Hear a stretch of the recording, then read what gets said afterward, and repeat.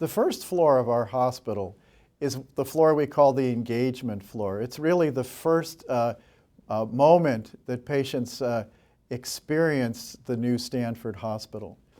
The new hospital, when you walk in, the main entrance to the building is at a 45-degree angle to the organization of the building. So you walk in from an engaging corner. And that entrance corner is directly related to the historic fountains of our original buildings, which will remain.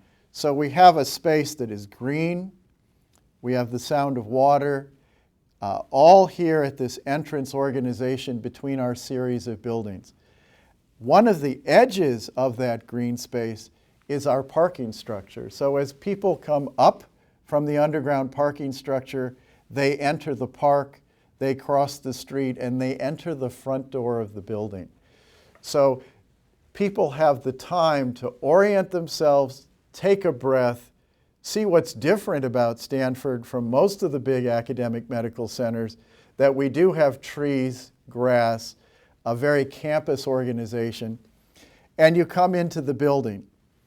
When we first planned the building, we planned it as a series of buildings or pavilions that focused around a courtyard. And as we planned the building and needed to make the building more compact to shorten travel distances, that courtyard became smaller and more intimate. And at the end of the day, we decided actually to put a roof over that courtyard. So we have a glass dome at the third floor of our building enclosing that plaza, which we still hope will feel like an outdoor space with the natural daylight coming in and planting within that space. But it does create an entrance from the outdoor plaza to an indoor plaza to really create a series of spaces that go from the outdoor spaces to a large public space to our smaller spaces as we engage more with the clinical process. Surrounding that public plaza at the front, all the way around the front of the building, are spaces that engage the public, whether they're part of the hospital itself, they're part of the campus, or they're part of other buildings within our medical community. So these functions on this first floor include our food service area, our cafe, our gift shop, and our spaces where people come in for social service and other sort of initial engagement elements to the hospital. This is also key in organizing the outside of the building. At this location, we have a large pedestrian pathway we call the promenade. The promenade is a major organizing feature from the School of Medicine, past our new hospital, over to the shopping center and to the train station in Palo Alto. This will be a major pedestrian and bicycle route that engages our whole campus to the city of Palo Alto and our whole region related to public transit. So we have created our food service element and retail along that promenade space, and we've created a cantilever over that space on the first floor of our hospital. So we have a space where over 200 people can dine outside, either in the shade or covered during the rainy season, to actually be outside and to have a sense of relief from the hospital setting in this campus setting here at Stanford. This public area of the first floor, which relates to the entrance, also relates to the service components of the first floor, where we have two of our very largest and most complex departments. In the back component here, we have our imaging department, radiology, and on this side, we have our emergency department. We've placed these two departments on the first floor adjacent to each other so that the imaging component of emergency services is directly adjacent to our emergency department. At most hospitals, the imaging department's down below in the basement.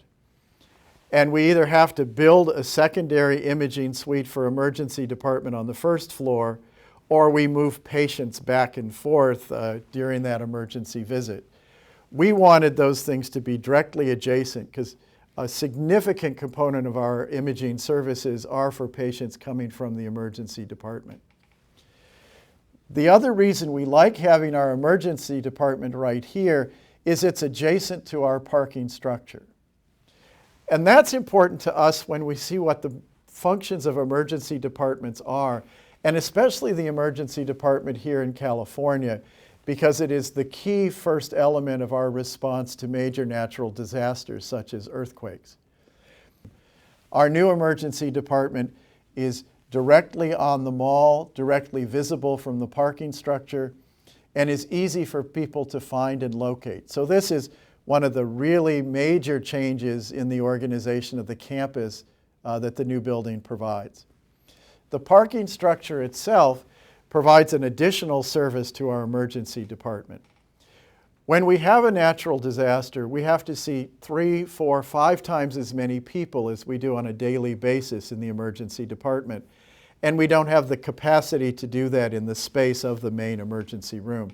So we need to provide additional what we call surge space.